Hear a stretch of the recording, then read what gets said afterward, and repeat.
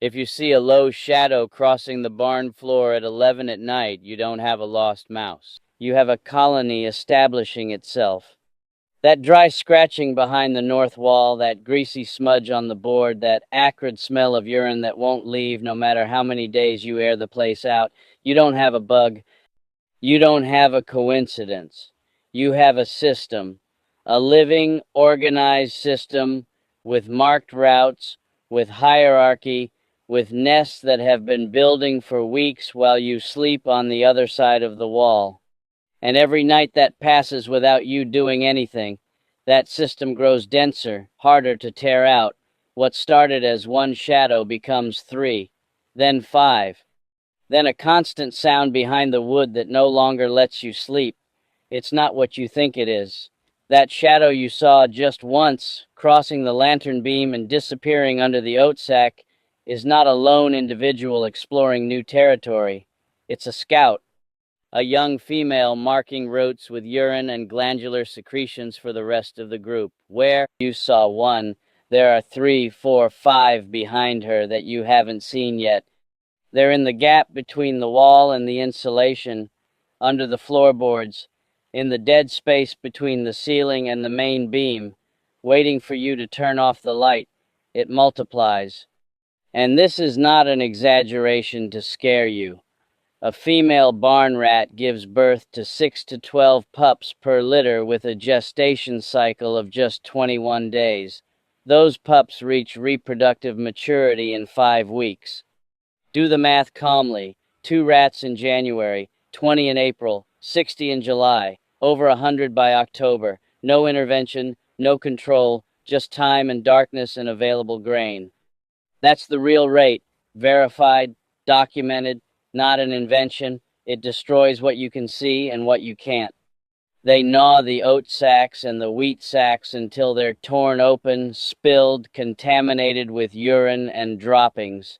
They chew through the electrical wiring in the barn, in the kitchen, in the workshop. I've seen 20-year-old pine beams with deep grooves where the tooth entered night after night, week after week, until the structure weakened.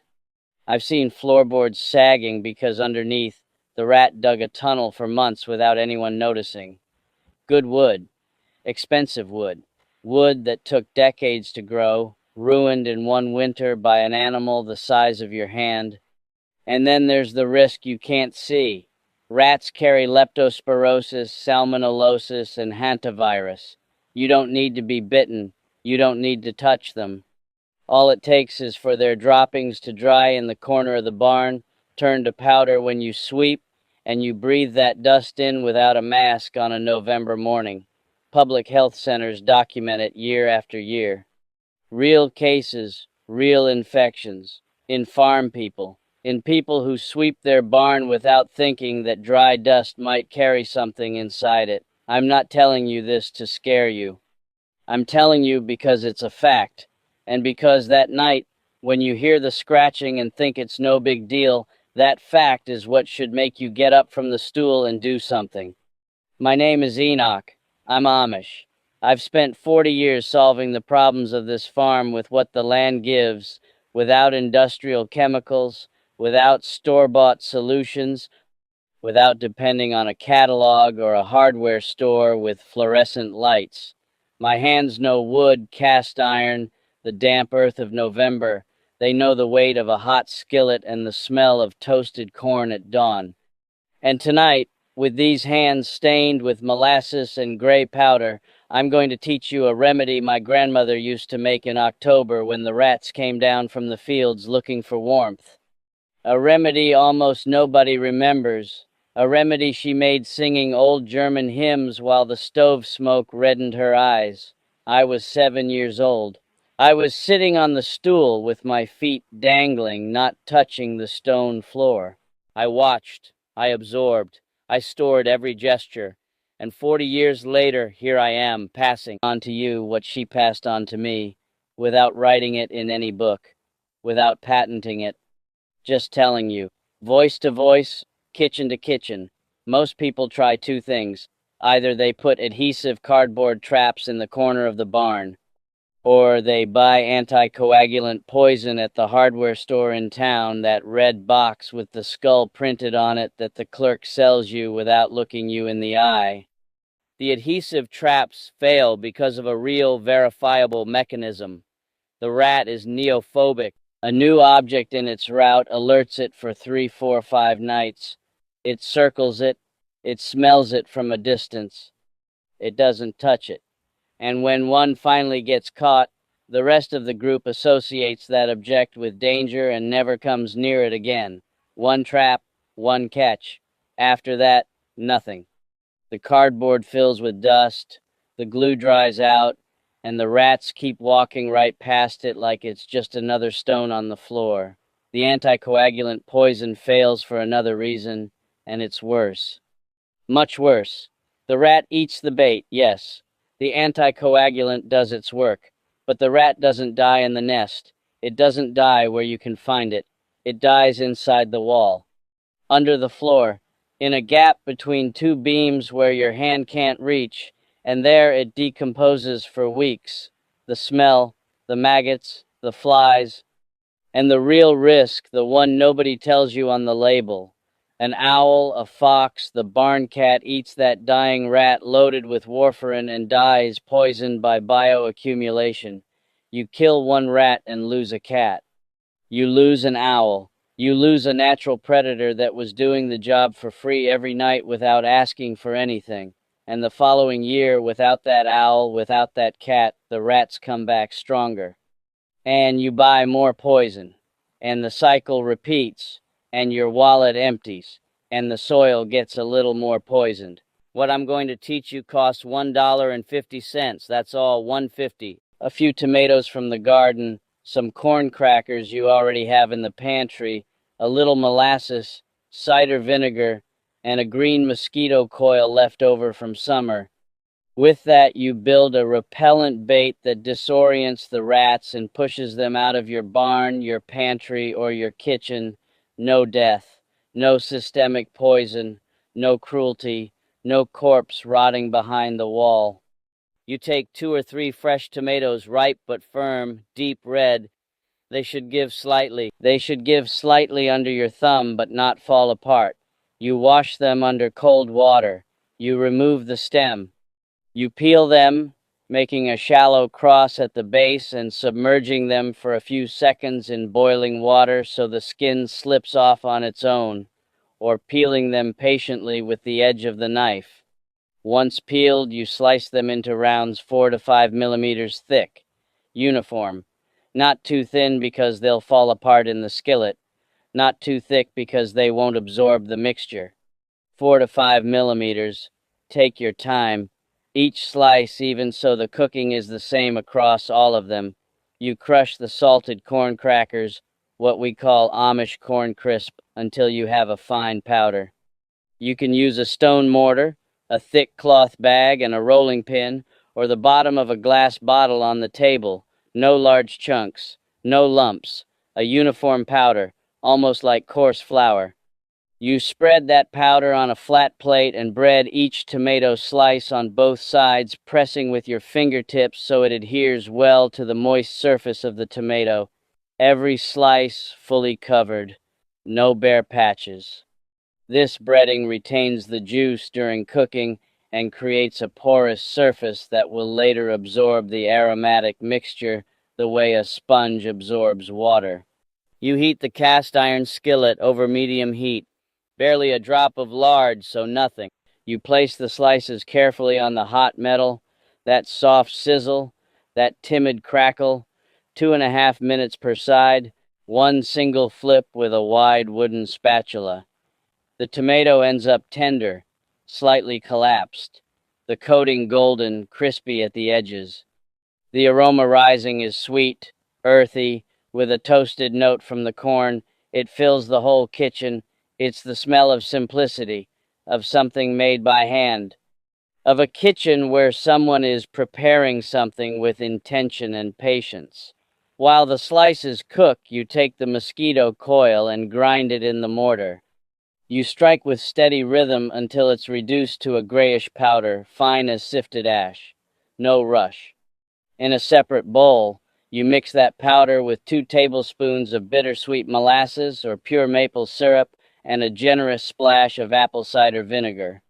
You stir with a wooden spoon until you get a thick, dark, sticky paste, the consistency of honey that drips slowly off the spoon. If it's too runny, more powder. If it's too dry, more vinegar. The acetic acid in the vinegar releases the volatile compounds from the coil powder, activates them, makes them more available to the rodent's sense of smell. You take the slices off the heat. You place them on a wooden board. You pour the molasses and powder mixture right on top. You bathe them. Let the dark liquid cover them completely. The residual heat from the tomato makes the mixture penetrate the porous breading, seep into the cracks of the coating. You let it rest 3 or 4 minutes. The aroma changes. It becomes more complex. Less sweet, more pungent, more alive, as if the mixture were breathing. You strain the preparation through a linen cloth over a glass container. The solids go onto the plate. The filtered syrup, dark and glossy, you store with a lid.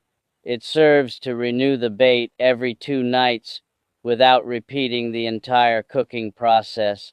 1 spoonful over the old slices, and the bait reactivates.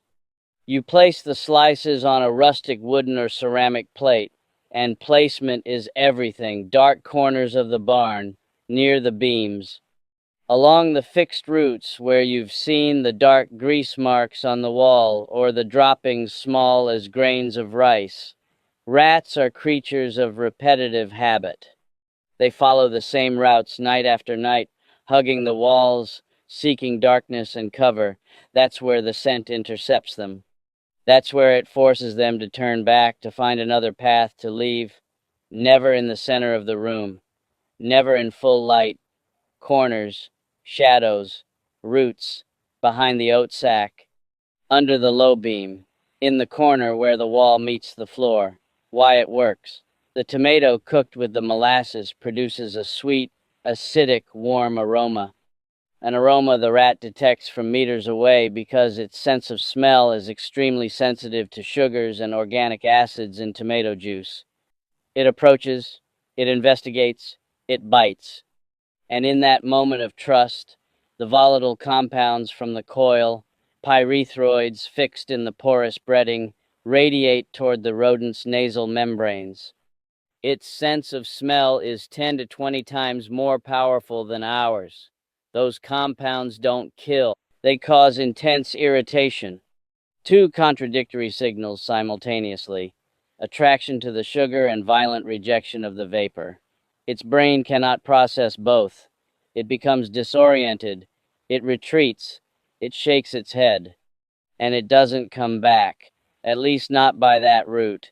Chemosensory disruption, no death, no systemic poison, no corpse behind the wall, just confusion, just rejection, just an olfactory door closing shut. I respect you too much to sell you smoke. This bait solves 1, 2, 3 rodents exploring new territory. It solves the incipient problem, the first scratching, the first shadow, the first grease mark on the wall that makes you frown. It does not solve a massive infestation with active nests and pups in the wall. It does not solve a barn abandoned for months with open sacks and spilled grain. It does not replace physical sealing. If there are holes the size of a coin in the base of the wall, if the floorboards are rotten and let through an animal the size of your thumb, no aromatic mixture will plug that gap. This is a deterrent tool, a preventive tool, a first response tool. It works as a complement after you've cleaned, organized, and sealed, not as a substitute for any of that. The bait is not the problem solved. The bait is the first night, it's the breather, it's what gives you 3 days of silence to think clearly and attack what actually matters. The real cause is this: grain stored in open sacks, no barrel, no lid, no protection, cracks in the base of the wall where an animal the size of your thumb can enter, food scraps on the pantry floor that nobody sweeps. Rotten wood that lets moisture through, and with it, rodents seeking shelter before winter. Tall grass pressed against the exterior wall of the barn where they hide before getting in. A cat that no longer hunts because it's fat and lazy. A dog that sleeps on the porch and hasn't set foot in the barn in months. Eliminate that and they don't come back. Seal the cracks with compacted steel wool. The rat can't gnaw through it. The fibers dig into its teeth and it retreats. It lasts decades. It doesn't rot. It doesn't peel off. Store the grain in metal barrels with airtight lids. Sweep the floor every night. Move the sacks once a week so they don't nest underneath. Cut the tall grass flush against the wall. Let the cat do its job. The rat doesn't want your house. It wants your negligence. It wants the crack you didn't seal, the sack you didn't close, the corner you didn't sweep. Give it order and it leaves. Give it disorder and it stays. It settles in. It reproduces. It takes over. My grandfather used to say, "A clean farm doesn't have pests, it has passing visitors. A dirty farm doesn't have visitors, it has tenants who don't pay rent and steal your harvest." There's no conspiracy. There's no poison corporation meeting in a dark room forbidding you from using tomatoes and molasses. I'm not a conspiracy man. I believe in what I see and what I touch. What I do see is something simpler and sadder. There's no business model in a $1.50 remedy you make once in your kitchen and you're done. There's no monthly subscription. There's no shiny label. There's no patented product. There's no 30-second ad with dramatic music and an animated rat running across a clean kitchen. There's no margin. There's no incentive. There's no way to sell you something you already have. The economic incentive of that entire industry is in repetition, in the disposable trap that breaks on the third use, in the poison that forces you back to the store every month, in the $80 per visit fumigation, 3 or 4 visits, in the annual maintenance contract, in the dependency. In you never solving the problem at the root, because if you solve it, you don't come back, and if you don't come back, there's no business. A family can spend $400 a year on rat poisons. $400 coming out of the pocket of people who work the land with their hands, who count every coin for spring seed. $400 that could be a new pair of boots for winter, an extra sack of flour, a roof repair before the snow comes. And those chemicals don't disappear. They end up in the soil, in the rainwater, in the body of the owl that ate the poisoned rat, in the fox that found the corpse in the ditch.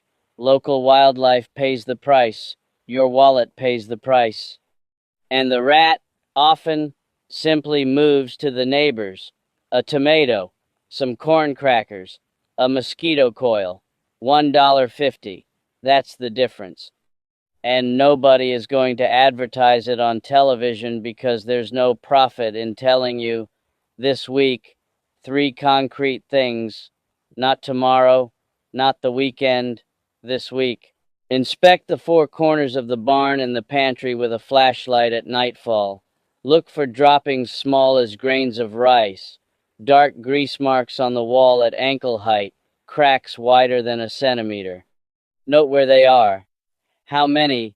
On which wall?